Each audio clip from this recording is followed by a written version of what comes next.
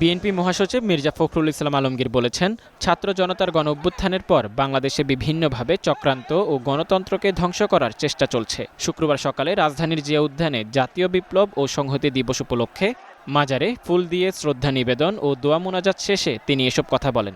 মির্জা ফখরুল বলেন, ৭ নভেম্বর আমাদের অনুপ্রেরণা, যে পথে সত্যিকার অর্থে একটি গণতান্ত্রিক রাষ্ট্র প্রতিষ্ঠা করা সম্ভব। আজকের এই দিনটি শুধু বিএনপি নয়, বাংলাদেশের স্বাধীন চেতা মানুষের কাছে, গণতন্ত্রকামী মানুষের কাছে অত্যন্ত একটা গুরুত্বপূর্ণ দিন। তা আজকে যখন বাংলাদেশে বিভিন্ন রকম এই গণঅভ্যুত্থানের পরে যখন বিভিন্ন রকমভাবে একটা প্রচেষ্টা চক্রান্ত চলছে যে গণতন্ত্রকে আবার ধ্বংস করার জন্য, সেই মুহূর্তে এই ৭ই নভেম্বর বিপ্লব ও সংহতি দিবস আমাদেরকে সেই পথেই যেতে পারে, যে পথে সত্যিকার অর্থেই আমরা বাংলাদেশে গণতান্ত্রিক রাষ্ট্র নির্মাণ করতে পারবো, একটা সমৃদ্ধ রাষ্ট্র নির্মাণ করতে পারবো, জনগণের ভোটের অধিকারকে নিশ্চিত করতে পারবো, বিচারের অধিকারকে নিশ্চিত করতে পারবো। মির্জা ফখরুল বলেন, সিপাহী জনতার বিপ্লবের মধ্য দিয়ে জিয়াউর রহমানের ক্ষমতায় আসা দেশের জন্য টার্নিং পয়েন্ট ছিল।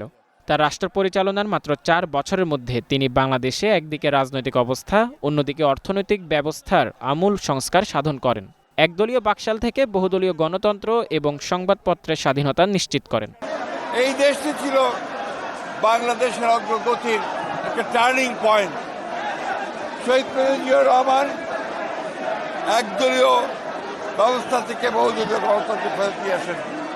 মাল্টি পার্টি ডিসিপ্লিন ডেমোক্রেসি তিনি চর্চা করেন।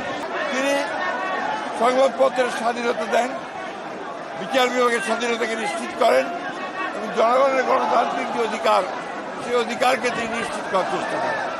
তার পরিচালনার, রাষ্ট্র পরিচালনার মাত্র 4 বছর মধ্যে তিনি বাংলাদেশে একদিকে রাষ্ট্র ব্যবস্থার রাজনৈতিক ব্যবস্থা, অন্যদিকে অর্থনৈতিক ব্যবস্থার আমূল সংস্কার সাধন করেন। এ সময় উপস্থিত ছিলেন দলের স্থায়ী কমিটি সদস্য মির্জা আব্বাস, আব্দুল মঈন খান, সালাউদ্দিন আহমেদ ও ডক্টর AZM জাহিদ হোসেন সহ সিনিয়র নেতৃবৃন্দ এবং দলের অঙ্গ ও সহযোগী সংগঠনের নেতাকর্মীরা উপস্থিত ছিলেন। Mozammel Hossain, green TV, Dhaka.